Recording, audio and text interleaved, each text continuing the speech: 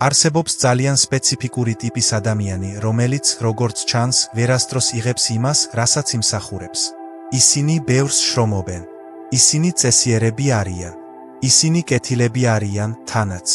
და მაინც არაფერი ეკვრის. იღბალი მათზე ისე სრიალებს, როგორც წყალი მინაზე. ურთიერთობები ნელ-ნელა იშლება. შესაძლებლობები ჩნდება და შემდეგ ქრება. და როდესაც ამ ადამიანებს ყურადღებით სწავლობთ, როდესაც ნამდვილად უსმენთ მათ საუბრის მანერას, იწყებთ რაღაც განსაკუთრებულის შემჩნევას. რაღაცის, რასაც ისინი თავად ვერ ხედავენ. განადგურება გარედან არ მოდის. ის მათივე პირიდან მოდის. დღეს ჩვენ ვისაუბრებთ ფრაზების 9 კატეგორიაზე, რაღაცეებზე, რასაც ადამიანები ყოველდღე ამბობენ, რომლებიც ჩუმად, უხილავად, სისტემატურად ანადგურებენ საკუთარ ბედნიერებას, საკუთარ იღბალს და საკუთარ ურთიერთობებს. ეს არ არის დრამატული წყევლა. ეს არ არის გაბრაზების აფეთქებები. სინამდვილეში მათი უმეტესობა სრულიად ნორმალურად ჟღერს. ზოგიერთი მათგანი თავმდაბლად, ფრთხილად ან პასუხისმგებლიანადაც კი ჟღერს. სწორედ ეს ხდის მათ ასეთ საშიშს. და ამ ვიდეოს ბოლოს მე გაგიზიარებთ ერთ მოკლე იდეას, უძველეს სიბრძნეს, რომელიც ამ 9 ხაფანგს ერთმანეთთან აკავშირებს. ერთი წინადადება, რომელიც, როგორც კი მოისმენთ, მთლიანად შეცვლის თქვენს წარმოდგენას ადამიანის ინტელექტზე და რას ნიშნავს სინამდვილეში იყო ბრძენი. დარჩით ჩემთან ბოლომდე. რასაც ბოლოსთვის ვინახავ, ღირს ამად. დავიწყებამდე მოკლე კითხვა. მაინტერესებს ახლა რომელი საათია თქვენთვის და საიდან უყურებთ? დაწერეთ კომენტარებში, მე ყველა წავიკითხე. დავიწყოთ პირველი ხაფანგით. და მინდა გაგაფრთხილოთ, ეს არის ის, რასაც ყველაზე ნაკლებად ელით, რადგან ერთი შეხედვით ეს თავმდაბლობას ჰგავს. ეს მადლია. როგორც ჩანს, კარგი ადამიანი ხართ. მე ვსაუბრობ თვითსაშლის ჩვევაზე. თქვენ იცით მომენტი. ვიღაც კომპლიმენტს გიხდით. მადლობას გიხდით იმისთვის, რაც გააკეთეთ, ისეთი რამისთვის, რამაც ნამდვილად დაგიჯდათ დრო, ენერგია ან ზრუნვა. და ფიქრის გარეშე ხელს აქნევთ და ამბობთ, ეს არაფერი იყო. ნებისმიერი იგივეს გააკეთებდა. უბრალოდ გამიმართლა. სინამდვილეში ეს დიდი ამბავი არ არის. ეს ფრაზა ეს სინამდვილეში დიდი ამბავი არ არის, ერთ-ერთი ყველაზე ჩუმად დამანგრეველი რამაა, რაც ადამიანს შეუძლია თქვას. აი, რატომ? როდესაც ვინმე მადლიერებას გიხდით, ის ნამდვილ საქციელს ასრულებს. ის გეუბნებათ. თქვენი ძალისხმევა ჩემთვის მნიშვნელოვანი იყო. თქვენს დროს ფასი ჰქონდა. თქვენ ცვლილება შეიტანეთ. და როდესაც ამას უგულებელყოფთ, როდესაც უგულებელყოფთ და ამბობთ, რომ ეს არაფერი იყო, თქვენ არ ხართ თავმდაბალი. თქვენ აკეთებთ რაღაც გაცილებით უცნაურს. თქვენ მათგან იპარავთ. თქვენ აუქმებთ მათი მადლიერების მნიშვნელობას იმით, რომ ამტკიცებთ, რომ მადლიერების საფუძველი არაფერია. თქვენ ასევე ამავდროულად სამყაროს ეუბნებით რაღაცას საკუთარ თავზე. რომ თქვენი ძალისხმევა ფასდაუდებელია. რომ თქვენი დრო ცოტა ღირს. რომ თქვენივე სიტყვებით რომ თქვათ, შესაცვლელი და არაფრის მომცემი ხართ. და აი, რა არის სამყაროს შესახებ, ან ადამიანის ფსიქოლოგიის შესახებ, თუ უფრო სამეცნიერო ჩარჩო გირჩევნიათ. ის როგორც წესი ეთანხმება თქვენს მიერ საკუთარი თავის აღწერის წესს. თუ თქვენს საკუთარ ნამუშევარს მუდმივად არაფერ განსაკუთრებულს უწოდებთ, თქვენს გარშემო მყოფი ადამიანები ამის გაგებას იწყებენ. ისინი თქვენს დროს თავისუფლად ხელმისაწვდომად აღიქვამენ. თქვენი დიახ ავტომატურად ხდება. თქვენი შრომა კი გათვალისწინებული. და გაგიკვირდებათ, რატომ არავინ სცემს პატივს თქვენს ძალისხმევას. ვერასდროს აცნობიერებთ, რომ თქვენ იყავით ის, ვინც მათ ამის გაკეთება არ ასწავლა. ნამდვილი მოკრძალება, ნამდვილი საპატიო თავმდაბლობა არ ნიშნავს საკუთარი თავის მიწაზე თრევას, როცა ვინმე გიხდით მადლობას. ნამდვილი მოკრძალება არის კარგი საქმის კეთება აპლოდისმენტების მოთხოვნის გარეშე. მაგრამ როდესაც ვინმე გიხდით ამ აპლოდისმენტებს, თქვენ ვალდებული ხართ ღირსეულად მიიღოთ ეს. შემდეგ ჯერზე, როცა ვინმე მადლობას გიხდით, სცადეთ რაიმე განსხვავებული. შეხედეთ მათ თვალებში და უბრალოდ უთხარით. ძალიან მიხარია, რომ დახმარება შევძელი. სულ ესა. არა სიდიადის შესრულება. არა ცრუ სიამაყე. უბრალოდ გულწრფელი აღიარება იმისა, რომ დიახ, თქვენ რაღაც გააკეთეთ და დიახ, ეს მნიშვნელოვანი იყო.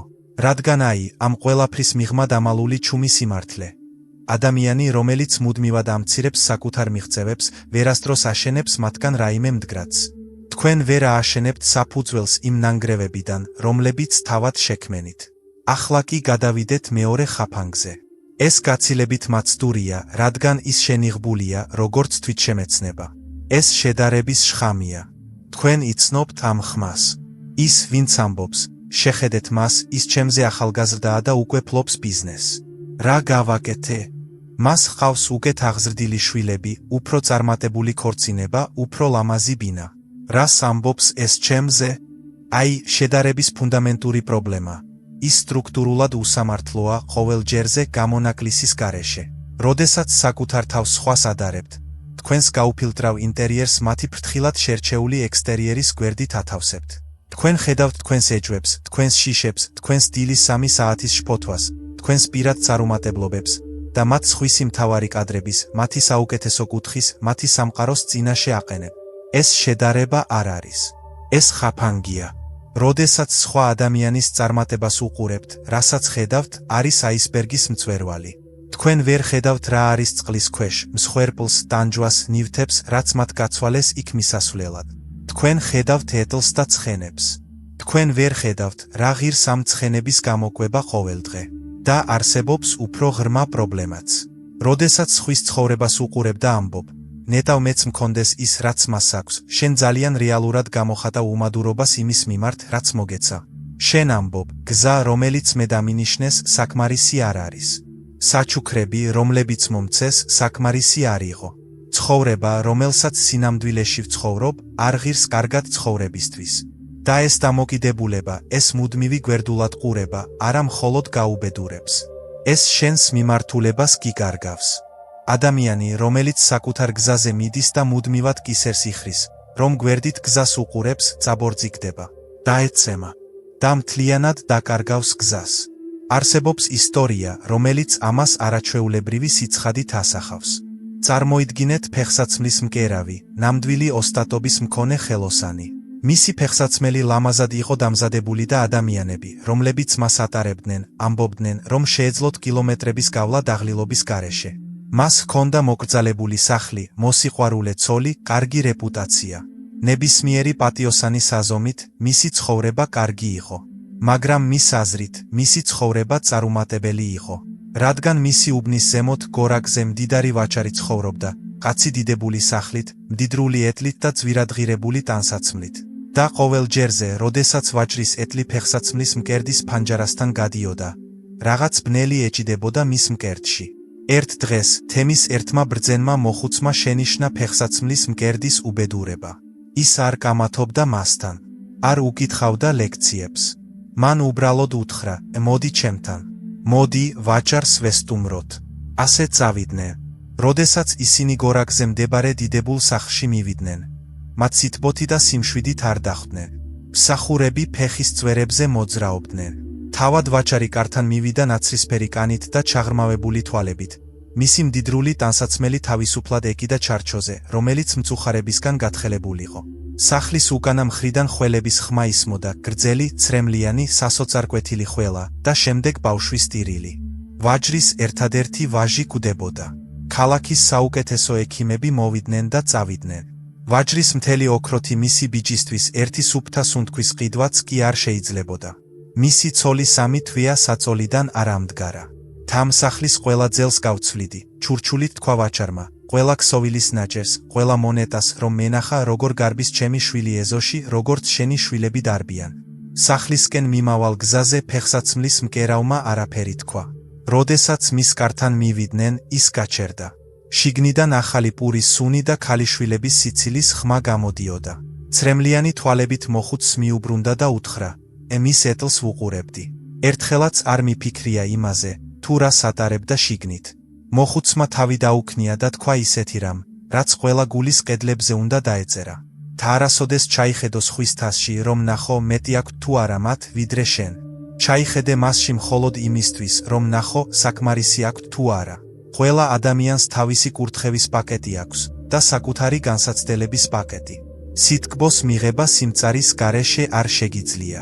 შედარება ცხოვრებისკენ უსწრაფესი გზაა, რომელიც მუდმივად არასაკმარისად გეჩვენება. შენ ხარ შენი ერთადერთი ვერსია, რომელიც ოდესმე არსებობდა. გზა, რომელზეც მიდიხარ, სპეციალურად შენი ფეხებისთვისაა შექმნილი. იარე. მესამე ხაფანგი ასაკთან ერთად ძლიერდება და ერთი შეხედვით სიბრძნეს ჰგავს, გამოცდილებას, პერსპექტივას. მე ტოქსიკურ ნოსტალგიაზე ვსაუბრობ. მაშინ ყველაფერი ბევრად უკეთესი იყო. იმ დროს ადამიანები განსხვავებულები იყვნენ. როცა ახალგაზრდა ვიყავი, სამყაროს აზრი ჰქონდა. ყველაფერი კარგი უკვე მოხდა. ჩვენ უბრალოდ ვცხოვრობთ იმით, რაც დარჩა. ახლა არსებობს ნოსტალგიის ჯანსაღი და ლამაზი ვერსია. საყვარელი ადამიანების გახსენება, ცხოვრების კარგი თავებისთვის მადლიერების გრძნობა, ეს არ არის ხაფანგი. ეს არის მადლი. ხაფანგი არის ის, როდესაც წარსული ხდება იარაღი, რომელსაც აწმყოს წინააღმდეგ იღენებთ. როდესაც მაშინ წყვეტს თბილ მოგონებად ყოფნას და დღევანდელი დღის წინააღმდეგ მუდმივ განაჩენად იქცევა. როდესაც ვინმე ამბობს, რომ ადრე ყველაფერი უკეთესი იყო, სინამდვილეში ის ამბობს, სიტყვების ქვეშ არის. მე უარს ვამბობ დღევანდელობაზე. უარს ვამბობ ცნობის მოყვარეობაზე. უარს ვამბობ ადაპტაციაზე, ზრდაზე, გაოცებაზე. გადავწყვიტე, რომ კარგი ყველაფერი დასრულდა და უბრალოდ ველოდები დროის ამოწურვას. ეს ცხოვრების კატასტროფული წესია. არა იმიტომ, რომ წარსული არ იყო მნიშვნელოვანი, შესაძლოა, ის არაჩვეულებრივი იყო. არამედ იმიტომ, რომ აწმყო ერთადერთი ადგილია, სადაც რეალურად შეიძლება რამე მოხდეს. გუშინდელ მიწაში თესლის დარგვა არ შეიძლება. ფოტოზე ვერაფერს აშენებ. და არსებობს ამ ხაფანგის კონკრეტული ვერსია, რომელიც კიდევ უფრო დამანგრეველია. ფრაზა ენეტავს ხვანაირად გამეკეთებინა ეს. ეს ნოსტალგიის ყველაზე მწარე გემოა. თქვენ იმეორებთ 10, 20, 30 წლის წინ მიღებულ გადაწყვეტილებას. გონებაში ალტერნატიულ სცენარს ატარებთ. გლოვობთ ცხოვრებას, რომელიც არასდროს არსებობდა. და ყოველი გამეორებით თქვენ წვავთ საწვავს, რეალურ ენერგიას, რეალურ ფოკუსს, რეალურ დროს, ისეთ რამეზე, რაც სრულიად სამუდამოდ კოსმიურად აღემატება თქვენი შეცვლის უნარს. წარმოიდგინეთ კაცი, რომელსაც ბორის დავარქმევთ. ის იყო დიდი ბაზრის დირექტორი თავის ქალაქში. მნიშვნელოვანი კაცი, რომლის სიტყვასაც წონა ჰქონდა. შემდეგ დრო შეიცვალა, როგორც ყოველთვის. ის პენსიაზე გავიდა. მას კომფორტული ცხოვრება ჰქონდა, შვილიშვილები, რომლებსაც უყვარდათ, საკმარისი ფული ჰქონდათ კარგად საცხოვრებლად. მაგრამ ბორისი არ გადარჩა. მან ნელი დახვეწილი, ათწლეულების განმავლობაში გატარებული დაკრძალვა ჩაატარა თავისი ყოფილი მნიშვნელობის გამო. ხოველი ოჯახური ვახშამი შემთხვევად იქცა იმის სათქმელად, თუ რამდენად დაბალი იყო საჩუქარი. საჯმელი ისეთი კარგი აღარ იყო, როგორც ადრე იყო. ბავშვები ისეთი პატივისცემით არ იყვნენ განწყობილნი. უბანი არ იყო ამოსაცნობი. მდინარის პირას აშენებული ახალი პარკი, დანგრეული. იქ წყნარი კორომი იყო. ახლა ყველაფერი ქუჩის ნათურებითა და ბეტონით არის დაფარული. უშნო. მისი შვილიშვილები გარბოდნენ, რომ ეჩვენებინათ მისთვის სკოლის ჯილდოები, ახალი სათამაშოები, ნახატები და ბორისი ხელს უქნევდა მათ, რომ ესაუბრათ იმაზე, თუ როგორ ჰქონდა მის დროს განათლებას ნამდვილი შინაარსი. მისი რძალი შესანიშნავად ამზადებდა. ბორისი კი თეფშს გვერდზე გადადებდა და 30 წლის წინანდელ ხორცზე საუბრობდა, რომელსაც ნამდვილად ჰქონდა გემო. მეგობრები სტუმრობას წყვეტდნენ. მისი ოჯახი კვერცხის ნაჭუჭებზე დადიოდა. მისი შვილიშვილები იზრდებოდნენ ისე, რომ ძლივს იცნობდნენ მას, რადგან ბორისის ცოდნა ნიშნავდა მუდმივად გეუბნებოდნენ, რომ შენი ცხოვრება, შენი ეპოქა, შენი არსებობა ცუდი შემცვლელი იყო იმისა, რაც დიდი ხნის წინ წავიდა. ერთ დღეს სკამზე მარტო ჯდომისას, ბრძენი მეგობარი მის გვერდით დაჯდა. ბორისმა ჩვეული გოდება დაიწყო. დღეს მზე ძალიან სუსტი იყო, გამლელებს ცარიელი თვალები ჰქონდათ, ეს ქალაქი ნანგრევებად იყო ქცეული. ბრძენმა კაცმა ღრმა, დაუოკებელი სევდით შეხედა მას და უთხრა: ბორის, შენ თავს წარსულის მცველად თვლი. სინამდვილეში კი ქურდი ხარ. შენს სიცოცხლეს იპარავ. სუფრა ახლავეა გაშლილი დღეს და შენ მშიერი ხარ, რადგან გამუდმებით ითხოვ, რომ 40 წლის წინანდელი საჯმელი მოგიტანონ. შენს შვილებს შეურაცხყოფ, როცა ეუბნები, რომ მათი დრო უსარგებლოა. მაგრამ ისინი ახლა ცხოვრობენ, თუ მხოლოდ წარსული გიყვარს, მაშინ ისინი არ გიყვარს. ბორისი განაწყენდა და წავიდა. სამწუხაროდ, ის არასდროს შეცვლილა.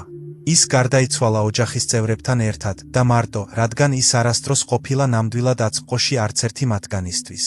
წარსულმა მოგცა შენი საფუძველი. პატივი ეცი მას. მაგრამ შენ არ შეგიძლია იცხოვრო საძირკველში. აშენე ზემოთ. ახლა კი მეოთხე ხაფანგს მივადექით და მინდა, რომ შეამჩნიოთ რაღაც, როცა მას აღვწერ. ყურადღება მიაქციეთ, ხომ არ ჟღერს ნაცნობი ხმა სადმე თქვენს მეხსიერებაში. ეს არის უარყოფითი წინასწარმეტყველების ხაფანგი, საკუთარი თავის კატასტროფისთვის დაპროგრამება. ასეთი რაღაცეებიდან კარგი არაფერი გამოდის. უბრალოდ ვიცოდი, რომ რაღაც არასწორად წავიდოდა. ეს ძალიან კარგია, რომ სიმართლე იყოს, უნდა არსებობდეს რაღაც ხაფანგი. ჩემთვის ასეთი რამ არასდროს გამომდის.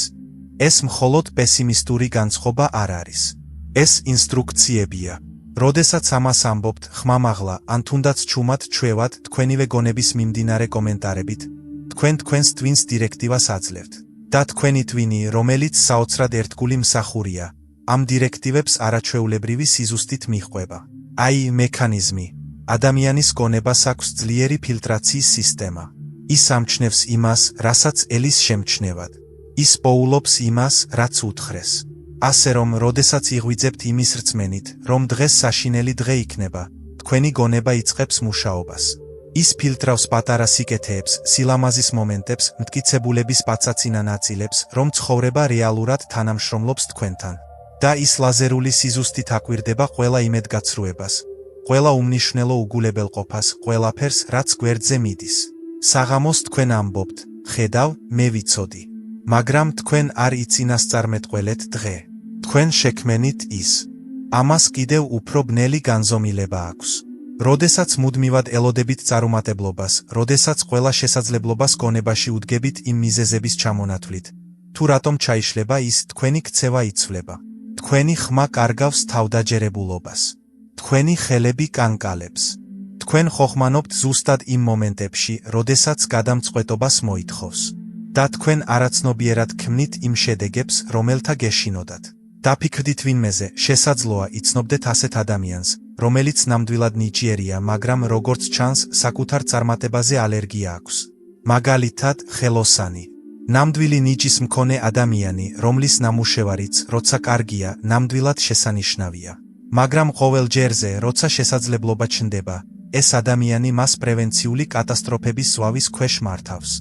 მოდის მნიშვნელოვანი კლიენტი. ცხოვრების შემცვლელი შეკვეთა. და იმის ნაცვლად, რომ თქვას დიახ, ყველაფერს გავაკეთებ, რაც შემიძლია, ეს ადამიანი იწყებს იმ კატასტროფების ჩამოთვლას, რომლებიც ჯერ არ მომხდარა. რა მოხდება, თუ ავად გავხდები? რა მოხდება, თუ მიწოდება დაზიანდება?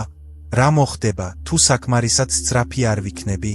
რა მოხდება, თუ იმედგაცრუებულები დარჩებიან? ეს ცუდად დასრულდება. გრძნობ ამას. კლიენტი კი, რომელიც აღელვებული და ფულით სავსე მოვიდა, თავის ქნევით მიდის და შეკვეთას აძლევს ადამიანს, რომელსაც ნახევარი ნიჭი აქვს, მაგრამ ორჯერ მეტი გამბედაობა. შემდეგ ჩვენი ხელოსანი თავის გაუყიდავ ნამუშევრებს შორის ჯდება და ამბობს, ხედავთ, ჩემი იღბალი არასდროს იცვლება. მაგრამ იღბალს ამასთან არაფერი აქვს საერთო.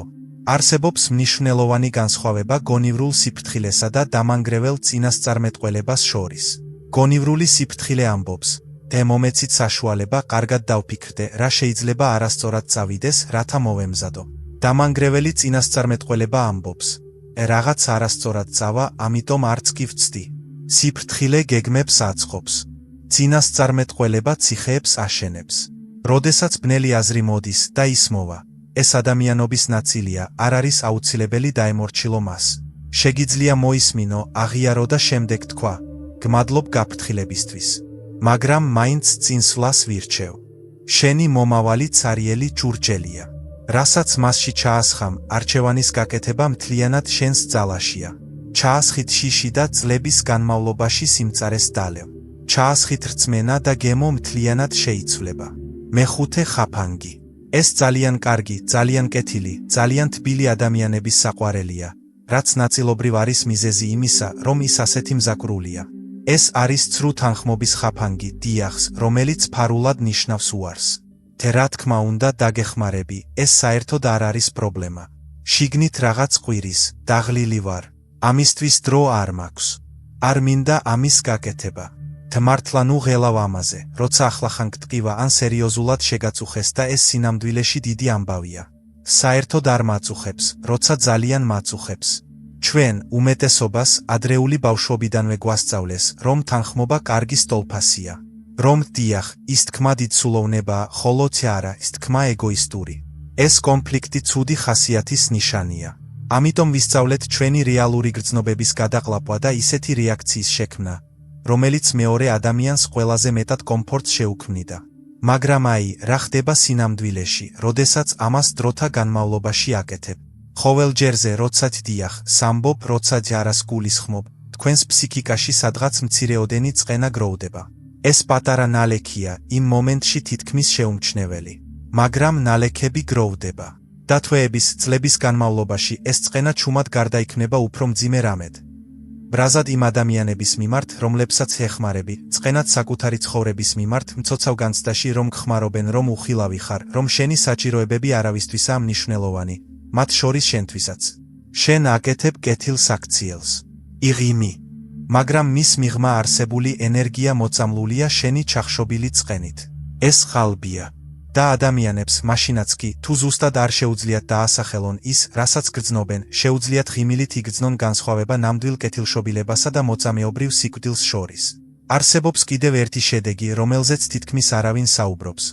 როდესაც ყველაფერზე ავტომატურად ამბობ დიახ, შენი დიახ კარგავს ყოველგვარ ღირებულებას. ის მოსალოდნელად იქცევა და არა დასაფასებლად. ის უფლებად იქცევა და არა საჩუქრად. და იმ მომენტში, როდესაც საბოლოოდ იტყვი არას, რეაქცია აღშფოთებაა. თითქოს რაღაც მოიბარე. თითქოს დაპირება დაარღვიე. იმიტომ, რომ ადამიანების თქვენს დროსა და ენერგიაზე შეუზღუდავი ცდომის მოლოდინში წვრთნით, შენ უნებლიეთ მიეცი მათ დაპირება, რომელიც შეგნებულად არასდროს გაგიცია. ამ ხაფანგში ყველაზე რთული გაკვეთილი იმის გააზრებაა, რომ გულწრფელი არა ყოველთვის უფრო ღირებულია, უფრო პატივისცემით, უფრო მოსიყვარულე, უფრო ჭეშმარიტი, ვიდრე არაკეთილსინდისიერი დიახ. და დიახ, მის ცხოვრებაში ზოგიერთი ადამიანი გაბრაზებული იყო. ისინი, ვინც მის ავტომატურ თქზე იყვნენ დამოკიდებული, გაცოფებულები იყვნენ. ისინი მას ცივს, შეცვლილს, რთულს უწოდებდნენ. მაგრამ ისინი წავიდნენ. და იმ სივრცეში, რომელიც მათ დატოვეს, რაღაც არაჩვეულებრივი მოხდა. დარჩენილნი იყვნენ ისინი, ვინც მას საკუთარი თავისთვის აფასებდნენ, არა მისი მოხერხებულობისთვის. შენი კი მხოლოდ მაშინ არის მნიშვნელოვანი, თუ შენი არა შესაძლებელია. დაიცავით იგი. მეექვსე ხაფანგი. მივედით იმ ჩვევამდე, რომელიც, ჩემი აზრით, ამ მთელი სიის ყველაზე ჩუმად დამანგრეველია. ის, რომელიც ყველაზე მეტად ანგრევს რეპუტაციას. ანგრევს ყველაზე მეტ ურთიერთობას და საბოლოოდ ადამიანს, ვინც მას იყენებს, ძალიან განსაკუთრებულ მარტოობაში ტოვებს. მე ვსაუბრობ ბოროტ ენაზე, ჯორებზე, სხვა ადამიანების რეპუტაციის შემთხვევით განადგურებაზე პირადი საუბრის თბილ ინტიმურ გარემოში. ეს არ უნდა მეთქვა, მაგრამ ჩემგან არ გსმენიათ, მაგრამ მე არ ვარ ჯორაობის მოყვარული. არსებობს მიზეზი, რის გამოც ჯორაობა ასეთი უნივერსალური ცდუნებაა. არაფერი აკავშირებს ორ ადამიანს ისე სწრაფად, როგორც მესამე მხარის შესახებ საერთო განაჩენი. ეს ინტიმურობას ჰგავს. ეს ნდობას ჰგავს. თქვენ იზიარებთ საიდუმლოს, ამყარებთ ალიანსს, ასრულებთ ერთგვარ სოციალურ მოვლას, რომელიც ამბობს: მე შენს მხარეს ვარ. და დიახ, მის ცხოვრებაში ზოგიერთი ადამიანი გაბრაზებული იყო. ისინი, ვინც მის ავტომატურ თქზე იყვნენ დამოკიდებული, გაცოფებულები იყვნენ. ისინი მას ცივს, შეცვლილს, რთულს უწოდებდნენ. მაგრამ ისინი წავიდნენ. და იმ სივრცეში, რომელიც მათ დატოვეს, რაღაც არაჩვეულებრივი მოხდა. დარჩენილნი იყვნენ ისინი, ვინც მას საკუთარი თავისთვის აფასებდნენ, არა მისი მოხერხებულობისთვის. შენი კი მხოლოდ მაშინ არის მნიშვნელოვანი, თუ შენი არა შესაძლებელია. დაიცავით იგი. მეექვსე ხაფანგი. მივედით იმ ჩვევამდე, რომელიც, ჩემი აზრით, ამ მთელი სიის ყველაზე ჩუმად დამანგრეველია. ის, რომელიც ყველაზე მეტად ანგრევს რეპუტაციას, ანგრევს ყველაზე მეტ ურთიერთობას და საბოლოოდ ადამიანს, ვინც მას იყენებს, ძალიან განსაკუთრებულ მარტოობაში ტოვებს. მე ვსაუბრობ ბოროტ ენაზე, ჯორებზე, სხვა ადამიანების რეპუტაციის შემთხვევით განადგურებაზე პირადი საუბრის თბილ ინტიმურ გარემოში. ეს არ უნდა მეთქვა, მაგრამ ჩემგან არ გსმენიათ, მაგრამ მე არ ვარ ჯორაობის მოყვარული. არსებობს მიზეზი, რის გამოც ჯორაობა ასეთი უნივერსალური ცდუნებაა. არაფერი აკავშირებს ორ ადამიანს ისე სწრაფად, როგორც მესამე მხარის შესახებ საერთო განაჩენი. ეს ინტიმურობას ჰგავს. ეს ნდობას ჰგავს. თქვენ იზიარებთ საიდუმლოს, ამყარებთ ალიანსს, ასრულებთ ერთგვარ სოციალურ მოვლას, რომელიც ამბობს: მე შენს მხარეს ვარ. მაგრამ ეს ცრუ ინტიმურობაა. ეს არის კავშირი ორ მგელს შორის, რომლებიც ერთსა და იმავე მსხვერპლს გარს უვლიან. და აი, რა ხდება ხროვაში მყოფ მგლებთან დაკავშირებით. როგორც კი ხროვიდან გადახვალთ, საუბრის შემდეგი თემა ხდებით. ყველა ადამიანი, ვინც თქვენთან ჯორაობს, დეტალურ ჩანაწერებს აკეთებს თქვენზე, თქვენს დაუცველობაზე, თქვენს საიდუმლოებებზე. ისინი ვერ ჩერდებიან, ეს უბრალოდ ისაა, რასაც აკეთებენ. და ერთ დღეს, თქვენი სახელი იქნება ის, ვისაც ღობეს იქით ჩურჩულით გაისმის. ახლა კი, აი, ის განზომილება, რომელსაც ადამიანების უმეტესობა არ ითვალისწინებს. ჯორაობა არა მხოლოდ განსახილველ ადამიანს აზიანებს. ის თქვენ, მოსაუბრეს, გაზომვადი, კონკრეტული გზებით აზიანებს. ჯორაობის მქონე ადამიანებს მნიშვნელოვან საკითხებს არ ანდობენ. მათ არ ანდობენ. მათ რეალური პასუხისმგებლობის თანამდებობებზე არ აცინაურებენ. მათ ერთმანეთისგან შორს აკავებენ, რაც არ უნდა კომუნიკაბელური ჩანდნენ, რადგან ყველამ გარკვეულ დონეზე იცის. თუ ამ ადამიანს რაიმე რეალურს ვეტყვი, ის კვირის ბოლომდე მიმოქცევაში იქნება. სოციალური სამყარო ჯორის გარშემო იკუმშება. ის, რაც გავლენას ჰგავს, ყველას საქმის ცოდნა, სინამდვილეში იზოლაციაა. რადგან ნამდვილი სიახლოვე მოითხოვს ნდობას, ხოლო ნდობა დისკრეციას. მაგრამ არსებობს მორალური განზომილება, რომელიც კიდევ უფრო ღრმაა, ვიდრე სოციალური. სიტყვები, ერთხელ გამოთქმული, აღარ შეიძლება გაიხსენო. ეს არ არის მეტაფორა. ეს არის ემპირიული ფაქტი იმის შესახებ, თუ როგორ მოძრაობს ინფორმაცია ადამიანურ საზოგადოებებში. წარმოიდგინეთ კაცი, რომელიც პატარა, მჭიდროდ დაკავშირებულ ქალაქში საპარიკმახერო ჰქონდა. ის მაკრატლის წერაში დახელოვნებული იყო, მაგრამ უფრო მეტად ისტორიების წერაში, უფრო სწორად იმ ვერსიების წერაში, რომლებიც მათ სიმართლეზე უფრო საინტერესოს ხდიდა. ერთ დღეს ქალაქში ახალგაზრდა კაცი ჩავიდა, ობოლი, შრომისმოყვარე, ძვლებამდე პატიოსანი. მან სამსახური იშოვა საცხობში. ის შეყვარებული იყო მცხობელის ქალიშვილზე.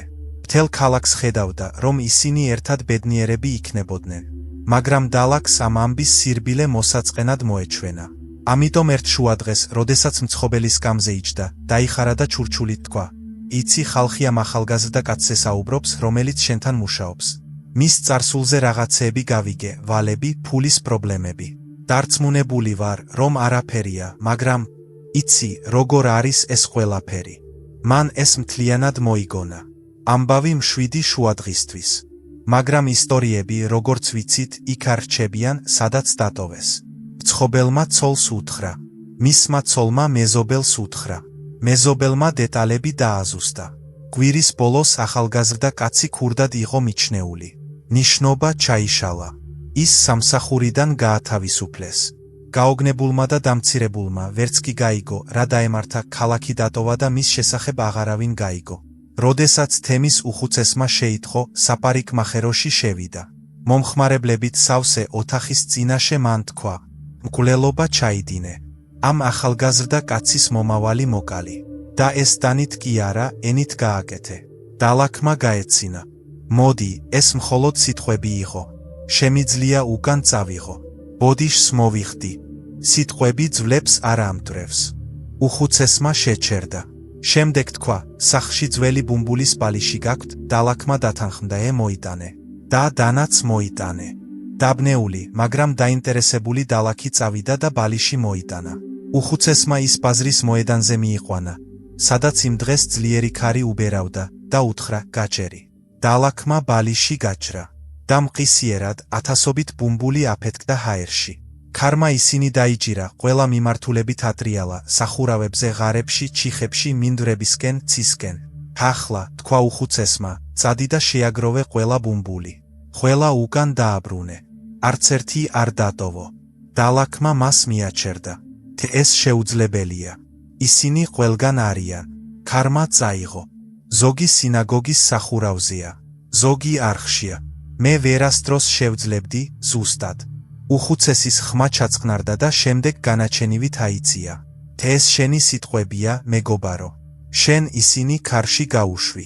ისინი ყურებში, სახლებში, გულებში ჩაიბეჭდა. შეგიძლია დღეიდან სიცოცხლის ბოლომდე ბოდიში მოიხადო და ამ ბუმბულს ვეღარასდროს შეაგროვე. ახალგაზრდა კაცი ქურდის კვალი დატოვა სახელზე. ეს კვალი მას გაჰყვება. და შენ ის იქ დადე, არავინმეს დასაცავად, არამედ იმიტომ, რომ მოწყენილი იყავი. სანამ ოთახში არ მყოფ ადამიანზე ისაუბრებ. გკითხე საკუთარ თავს, შეძლებ თუ არა ბუმბულების შეგროვებას შემდეგ. თუ პასუხი უარყოფითია და ეს ჩვეულებრივ ასეა, ბალიშში შეინახე. მე-7 ხაფანგი. ეს მაცდურია, რადგან ის ნამდვილად სასიამოვნოს გვთავაზობს, შვებას. პასუხისმგებლობის არქონის დროებით, ტკბილ შვებას. მე ვსაუბრობ დადანაშაულების ჩვევაზე, პასუხისმგებლობის მუდმივად გარემოებებზე, სხვა ადამიანებზე, მთავრობაზე, ეკონომიკაზე, ბედზე გადატანის შესახებ. არჩევანი არ მქონდა. მაიძულეს ეს გამეკეთებინა. სისტემა ჩემნაირი ადამიანების წინააღმდეგაა მოწყობილი. ერთი რამ მეორის მიყოლებით ხდება, ვერ ვჩერდები.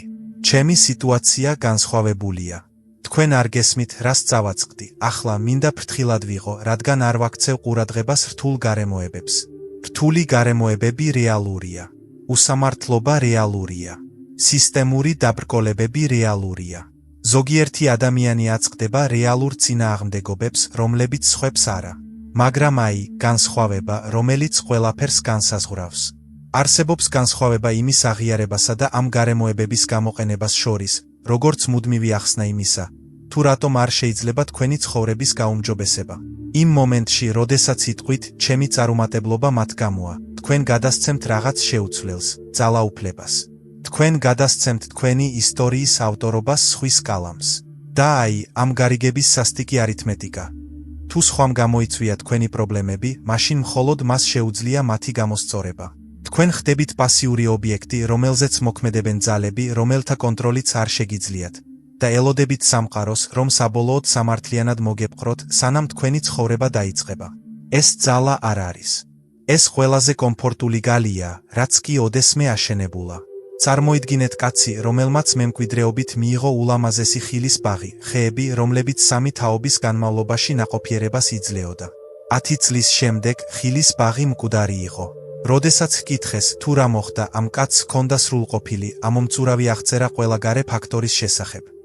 გვალვა მწერები, ზარმაცი მუშები, არახელსაყრელი ამინდი, ბაზრების ცუდი დრო. რაც მან არასდროს ახსენა, იყო ის, რომ მეზობელ ფერმერს, რომელიც მუშაობდა იმავე მზის ქვეშ, იმავე გვალვის დროს, იმავე მწერების ზემოქმედების ქვეშ, კვლავ ჰქონდა აყვავებული ხილის ბაღი. იმიტომ, რომ მეზობელ ფერმერს წინასწარ ჰქონდა შენახული წყალი. ფრთხილად ჰქონდა დაქირავებული და ყურადღებით ზედამხედველობდა. დივერსიფიკაცია გაუკეთა იმას, რაც მოჰყავდა. განსხვავება ორ კაცს შორის არ იყო იღბალი ან გარემოება. ეს იყო საკუთრების არსებობა ან არარსებობა. კაცი, რომელმაც მემკვიდრეობით მიიღო ხილის ბაღი, უყურებდა, როგორ იწვოდა ყველაფერი და ცეცხლს ადანაშაულებდა. მეზობელი ფერმერიცას აკვირდებოდა გვალვის ნიშნებს და ააშენა წყალსაცავები. ერთხელ ბრძენმა კაცმა ეს გაპარტახებული ფერმერი ტალახში ღრმად ჩარჩენილ ეტლთან მიიყვანა. გდამეხმარეთ, გამოვიყვანო, თქვა მან. ფერმერმა ყველაფერი გააკეთა, რაც ჰქონდა. ეტლი არ იწვროდა. ნახევარი საათის შემდეგ დაღლილმა ფერმერმა ბორბალი დაარტყა და გააფთრებით დაიწყო მიზეზების ჩამოთვლა. თუ რატომ არ იყო ეს მისი ბრალი? ტალახი ძალიან სქელი იყო, ცხენი ძალიან მოხუცი, თვირთი ძალიან მძიმე, დავალება შეუძლებელი. ბრძენი კაცი მშვიდად მივიდა ბორბალთან, დაიხარა და ამოიღო ქვა, რომელიც მის ქვეშ იყო ჩარჩენილი, ქვა, რომელსაც ფერმერი არასდროს ეძებდა და ცხენს ნაზად ანიშნა. ეტლი მაშინვე გათავისუფლდა. ის ფერმერისკენ შებრუნდა და უთხრა: 30 წუთში შენ დაადანაშაულე ტალახი, ცხენი, შეში სიმძიმე და მეც კი შეუძლებელი დავალების მოცემის გამო. მაგრამ ერთხელაც არ დახედე ქვემოთ, რომ დაგენახა, რა ბლოკავდა სინამდვილეში ბორბალს. პრობლემის გადაჭრის ნაცვლად მსოფლიოს ებრძოდი, ის შეჩერდა და შემდეგ თქვა: შენს მეზობელ ხაიმს იგივე მზე, იგივე წვიმა და იგივე მუშები ჰყავს, როგორც შენ. რატომ ხარობს მისი ბაღი? არა იმიტომ, რომ სამყარო მის მიმართ უფრო კეთილია. იმიტომ, რომ როდესაც რაღაც ისე არ მიდის, ის ბორბალს უყურებს. ის ქვას პოულობს. ის მას ამოიღებს, ზრდასრული ადამიანი არ განისაზღვრება მისი ასაკით. ისინი განისაზღვრება იმ მომენტით, როდესაც რაღაცის ნანგრევებში დგანან და ამბობენ: მე ამაში ხელი შემიწყობია. და ხელს შევუწყობ მის აღდგენაში. ეს წინადადება, რაც არ უნდა არასასიამოვნო იყოს, უფრო მეტ ძალას შეიცავს, ვიდრე ოდესმე დაწერილი ნებისმიერი საჩივარი. მერვე ხაფანგი. ეს უფრო ხშირი ხდება ასაკის მატებასთან ერთად. და ეს გულდასაწყვეტია, რადგან ეს თვითმიყენებული ჭრილობაა, რომელიც მიყენებულია ზუსტად იმ დროს, როდესაც ცხოვრებას ჯერ კიდევ ბევრი რამის შეთავაზება შეუძლია. დახურული კარის ხაფანგი, რწმენა, რომ უკვე გვიანია. ჩემი დრო წავიდა. მოხუც ძაღლს ახალ ხრიკებს ვერ ასწავლი. ეს 20 წლის წინ უნდა მეფიქრა. ახლა არაფრის დაწყებას აზრი არ აქვს, აქედან უბრალოდ დაველოდები. ეს სიტყვა დაველოდები ადამიანის ლექსიკონში ერთ-ერთი ყველაზე სევდიანი ფრაზაა. ეს ნიშნავს გავჩერდი, გადავწყვიტე რომ დავასრულე. უბრალოდ ადგილს ვიკავებ, სანამ აღარ ვიქნები. და მაინც ამის მთქმელს შეიძლება 20-30 წელი ნათელი ქმედითი ცხოვრება ჰქონდეს წინ. აი, სიმართლე იმალება უკვე გვიანია რწმენის მიღმა. უმეტეს შემთხვევაში საქმე დროს არ ეხება. საქმე შიშია. შიში, რომ ისევ დამწყები ხარ უხერხულობის, საჯაროდ წარუმატებლობის, შენზე ახალგაზრდა და უფრო გამოცდილი ადამიანების დაცინვის. დაბერება კი მოსახერხებელ, სოციალურად მისაღებ საბაბს იძლევა, რათა თავიდან აიცილო მთელი ეს ექსპოზიცია. թե მე ვისწავლიდი ამენას, მაგრამ ჩემს ასაკში მეხსიერება ისეთი აღარ არის, როგორიც იყო. სინამდვილეში მეხსიერება ძირითადად მაშინ სუსტდება, როდესაც არ არის გავარჯიშებული. გამოიყენეთ იგი და ის გაცილებით დიდხანს დარჩება ძლიერი, ვიდრე ადამიანების უმეტესობას ჰგონია. թե მე ვწდიდი რაიმე ახალს, მაგრამ ვინ აღიქვამდა ჩემი ასაკის ადამიანს სერიოზულად. ეს არის ისტორია, რომელსაც თქვენ თვითონ ყვებით. ისტორია სავსეა იმ ადამიანებით, რომლებმაც შესანიშნავი საქმეები გვიან დაიწყეს, მწერლები, რომლებმაც პირველი რომანი 60 წლის ასაკში გამოაქვეყნეს, მხატვრები, რომლებმაც თავიანთი მოწოდება 70 წლის ასაკში იპოვეს, მუსიკოსები, რომლებმაც პირველი საჯარო წარმოდგენა იმ ასაკში შეასრულეს, როდესაც ბევრმა ადამიანმა უკვე შეარჩია დაკრძალვის მუსიკა. დაფიქრდით კაცზე, მთელი ცხოვრება მჩედლად, რომელიც 60 წლის ასაკში გავიდა პენსიაზე. ის 40 წლის განმავლობაში ცეცხლსა და რკინაზე მუშაობდა.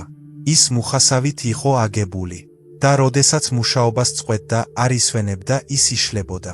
არა ფიზიკურად, სულიერად.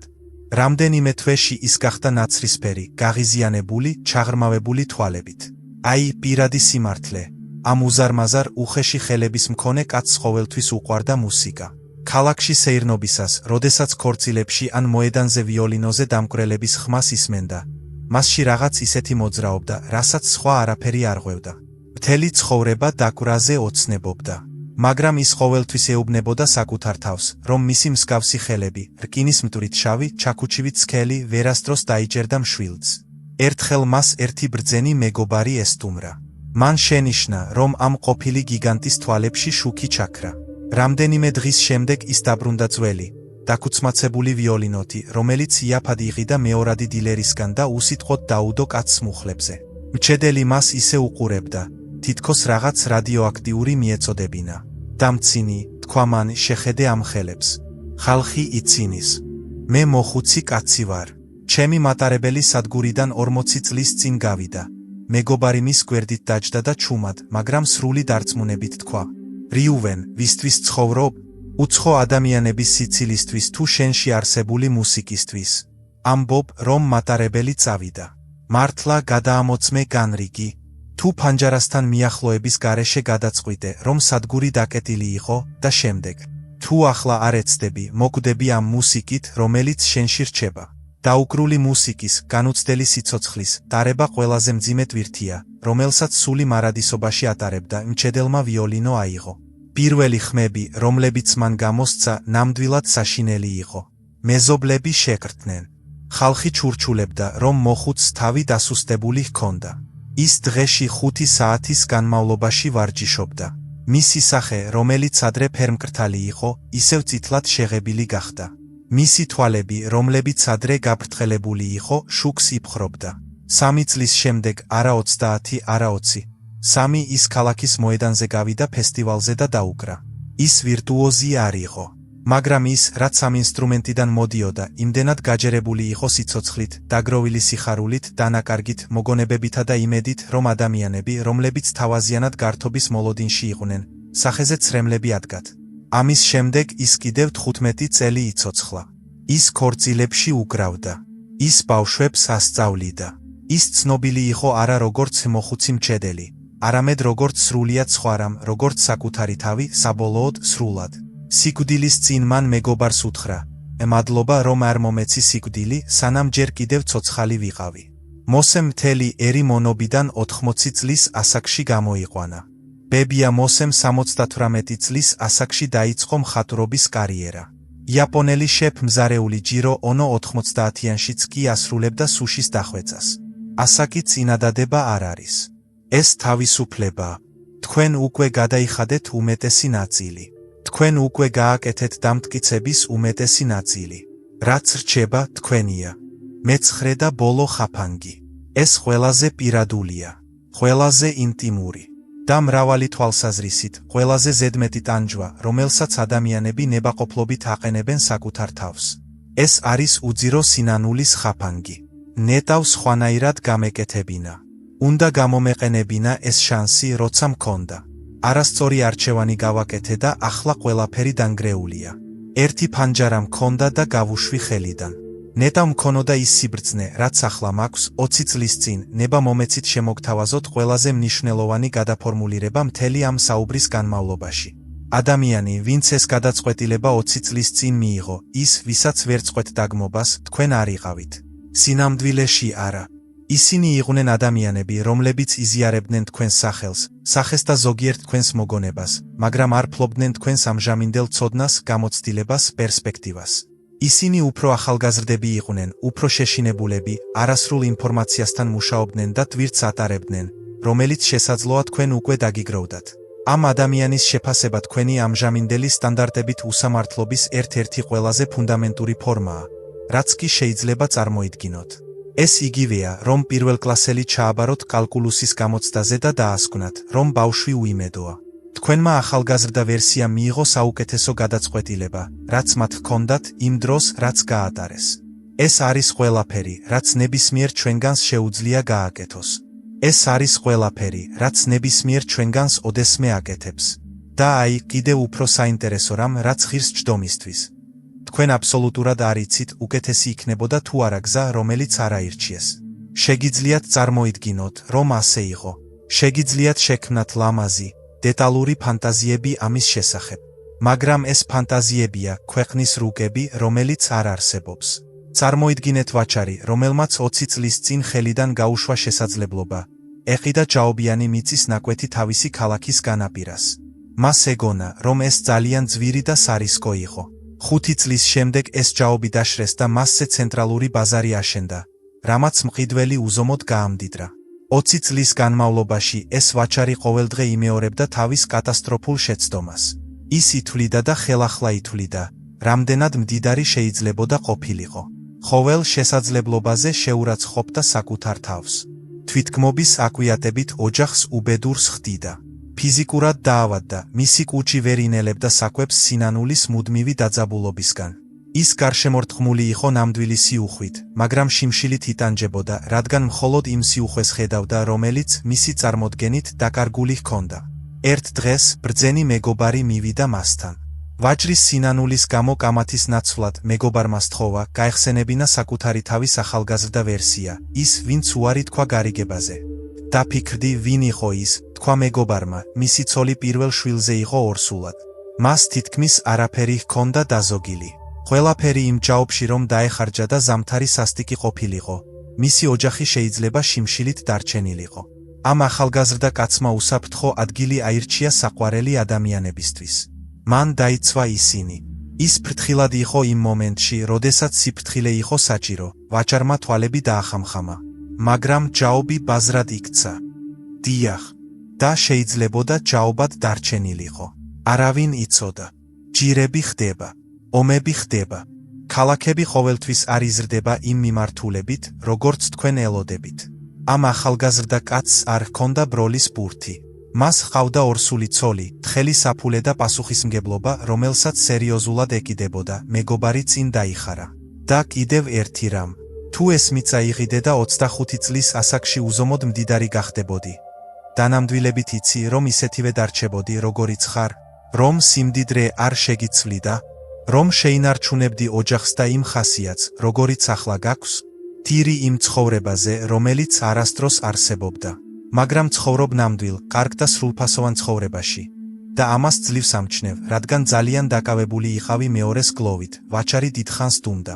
შემდეგ წამოდგა, ბუხართან მივიდა და ქალაქის ძველი რუკა, რომელსაც წლების განმავლობაში აკვიატებულად სწავლობდა და ამ დაწყევლილ მიწის ნაკვეთს აკრავდა, ცეცხლში ჩააგდო. ერთ ღამეში სხვა ადამიანი არ გამხდარა. მაგრამ დანაკარგის გახსენება შეწყვიტა. დაიწყო იმის ყურება, რაც ჰქონდა. მისი ჯანმრთელობა გაუმჯობესდა. მისმა ოჯახმა თავიდან ფრთხილად მის გარშემო მოდუნება დაიწყო.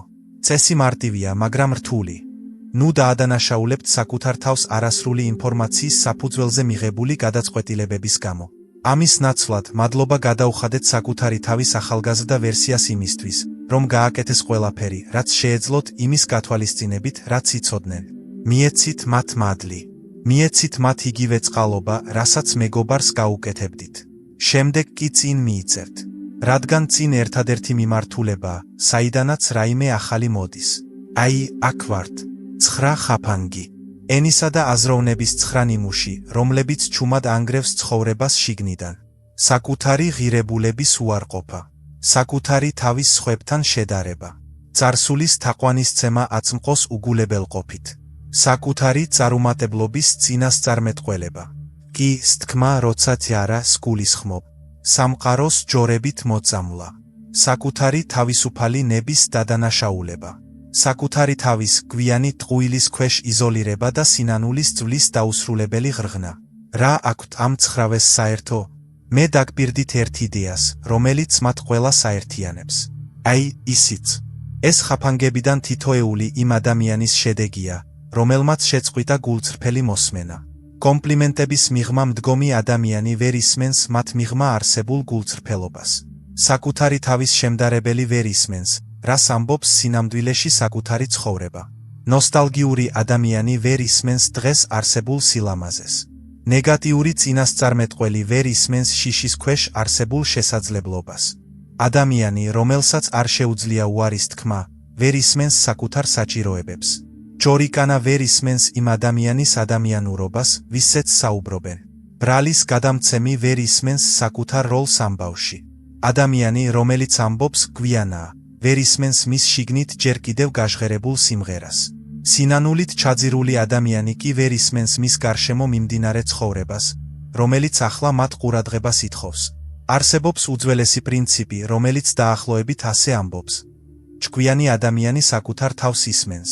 ბრძენი ადამიანი სხვებსაც ისმენს და ისმენს რაღაცას, რაც მის მიღმაა.